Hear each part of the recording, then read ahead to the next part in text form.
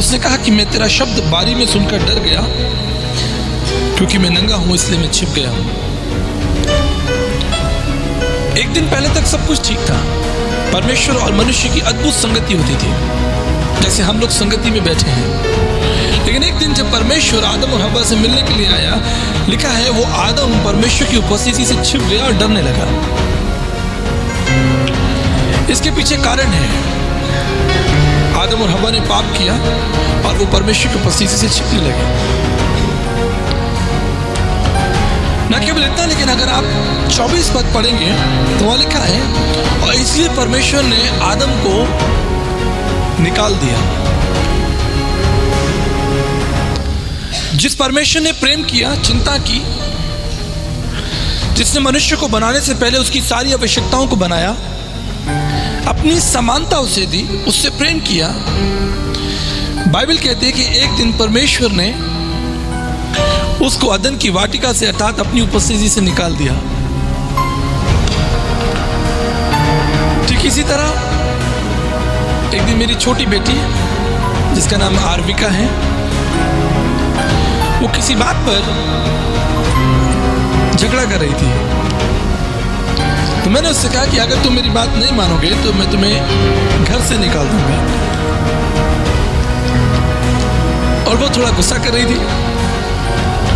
मैंने उसका हाथ पकड़ा और रात 11 बजे अपने घर के बाहर उसे मेन गेट के बाहर खड़ा कर दिया।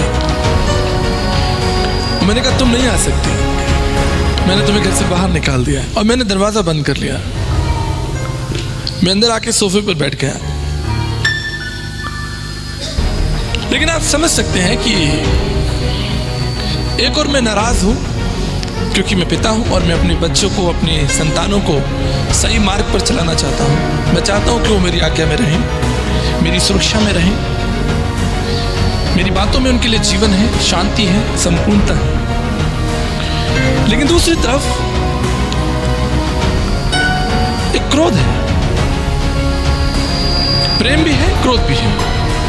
वो लगभग 5 मिनट बाहर खड़ी रही, रोती रही। लेकिन उसके बाद मैंने दरवाजा खोला और मैंने उसे अपने घर में बुलाया, उसे गले लगाया और लगभग 1 घंटा उससे बातचीत की और उससे प्रेम किया। ये कहानी यहां खत्म हो सकती थी। परमेश्वर ने सृष्टि की, मनुष्य को बनाया, उससे प्रेम किया। फिर एक दिन परमेश्वर को गुस्सा आया क्योंकि पाप किया और परमेश्वर ने उसे अदन की वाटिका से निकाल दिया। ये बाइबल यहां खत्म हो सकती थी, ये अध्याय यहां खत्म हो सकता था। लेकिन जैसे जैसे आप आगे पढ़ेंगे आप देखेंगे कि वो परमेश्वर किस तरह से बार बार उस मनुष्य की चिंता करता है और उसके पीछे आता है। ये परमेश्वर का स्वभाव है। किसी ने कहा कि मनुष्य परमेश्वर के बगैर नहीं रह सकता, लेकिन आज की सुबह मैं आपको बताना चाहता हूं कि अगर मनुष्य परमेश्वर के बगैर नहीं रह सकता तो परमेश्वर भी मनुष्य के बगैर नहीं रह सकता। ये एक सच्चाई है। और इसलिए जब आप बाइबल के अध्यायों को आगे पढ़ते रहते हैं, आप देखते हैं कि वो परमेश्वर, जब हमने बार बार पाप किया, बार बार परमेश्वर को धोखा दिया, बार बार वो परमेश्वर हमारे पीछे आया,